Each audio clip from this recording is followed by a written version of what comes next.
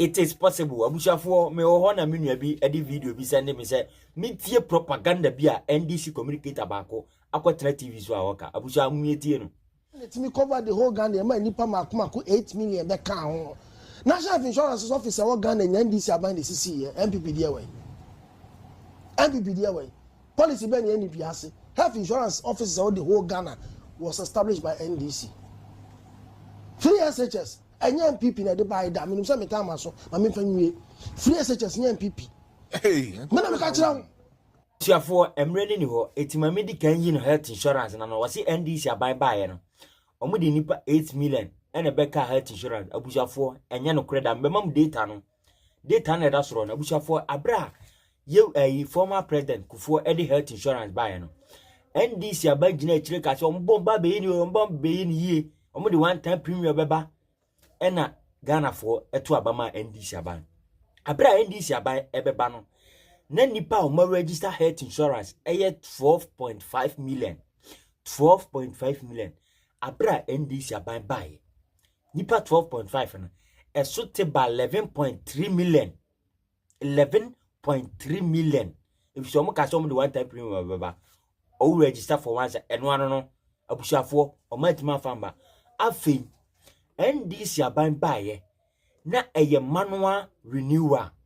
Manual no so uko renew health insurance wu na uko renew ade se uko health insurance office unko no na line ten na manfo sade protocol enamu enti ufroka se health insurance office eni ukru na ufroka kwa ida se obeda ho anasa obekwa aba e ma manfo gidi na mo health insurance no eso bete NDC aban sa baaye no health insurance o ma na cover sickness bia yare bia nu a health insurance na etimi cover NDC aban no ena afi NPP aban eba from 2017 to 2024 abra NPP aban bae no nipa na esuti free from 12.5 no eba 11.3 no NPP aban bae omodia anigye ne ameka ebe she health insurance ni eti nipa 11.3 million no ekosoro edru 17.5 million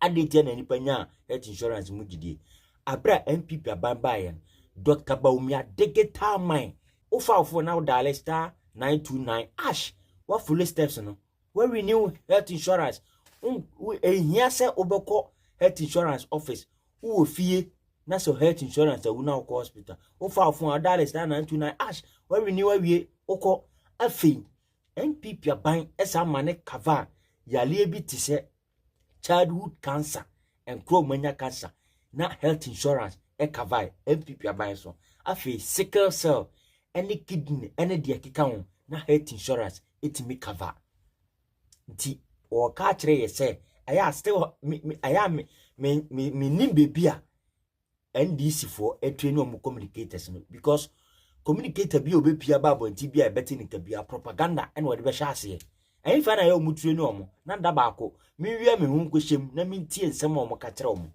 propaganda na eya too much NDC aban yesa to abama omo se abaye ubegye di say health insurance the whole Ghana a break it down ukọ ayi hospital I just say cash and carry ukuta sika ene ehwe health insurance enya aduma biem join news for na yes news no abushafo si ye ka kire mo say NDC aban ya aban a NPP aban ehihye ne ma pa ombedwirigu yeti ye ka kire mo antie enka Ghana for senke ye kaya sempa enka ye entertaining NDC as a political party in this country because party ni ba omo be say bibia enti inshallah 2020-2029 delegate for yesra mu koto ba Dr. Baumi oda number 3 oba ojane hu konkron no eho no oda number 3 utumana 2020-2029 onu na be lead Ghana e de akoboshe asase ne so. All right, Munim said, you know that we are back to cash and carry in our health system this year. This year, and then we can say you are in hospital. You be catch them say, "Chia," and sana ya show. Actually, say we health insurance. They say need you mabi. Yes, when you go to the hospital today, the open catcher one they say, and our system you have to pay.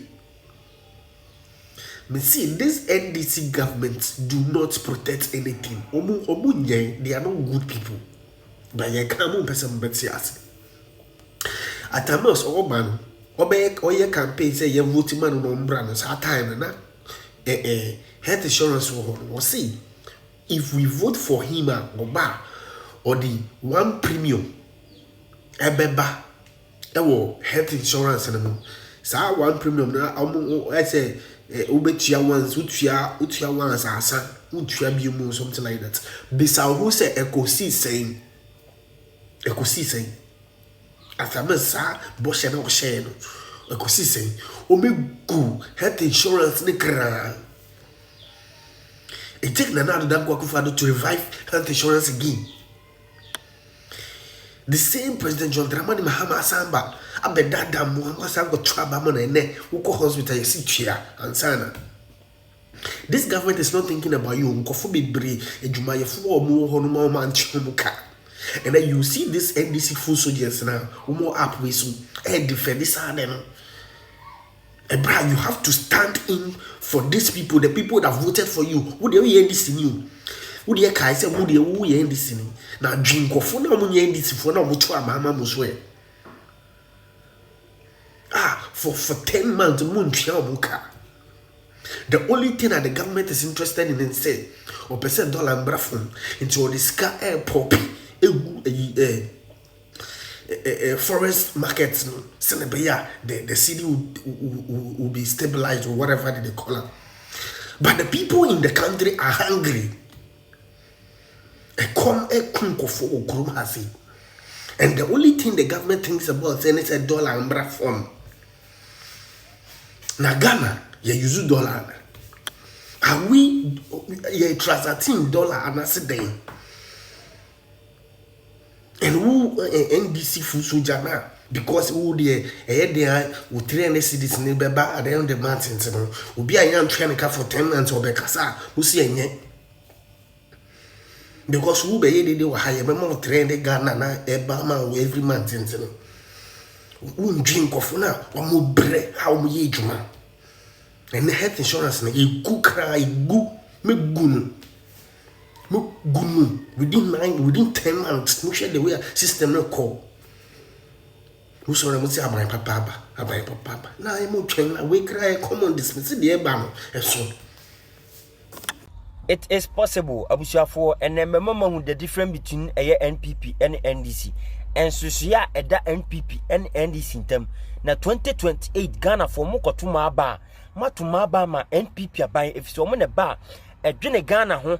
Esafa Ghana adwumayefo in the year 2017 na NPP aban ebaye ansa na NPP aban beba na NDC aban President Mahama na na de omanim na woso President Mahama de Ghana eko IMF enam sa sunti IMF da President Mahama say hwe no anfa adwumayefo ampa from 2012 ebesi 2016 nurses any teachers for etna fiabra NDC aban afọ madwuma Sata minister no ye Rashida enei we labor minister wasen ko hwe emiefa nurses ani teachers fo adwuma eko joy news eko ka kire ye nuanom a omunyanya adwuma ne nyese Ghana ha se ye omo konwuram eko twitwa sere ebegu kwan na so obi dike atwam na so ye mmo a obeto sere ni bi anase Ghana ha ye omo ko enwuram ko sesabo ebegu kwan ho na so obi hia bo ni bi edi dwuma a obeba betobi eti omo wie school no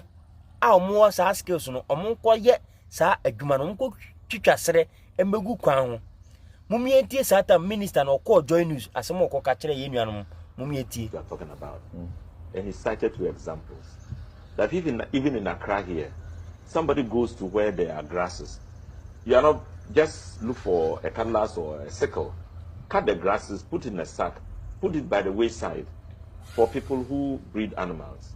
Every single day, if you do that, somebody will come and buy. You don't need capital enough to do that.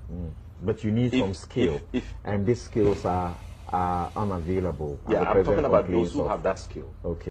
Minister was saying, "Ko mo madwuma no." Sa na okọ ka kire omo. Inti abra NPP aban eba 2017 no na NDC aban agya nurses any teachers for ofie from 2012 ebesi 2016 NPP aban bae ena obefa omo adwuma eno na da soro no esa ti omo ka 2018 eno no ndanche 2018 NPP aban esa ma financial clearance say yes afa Ghana adwuma for 145,000 enu suni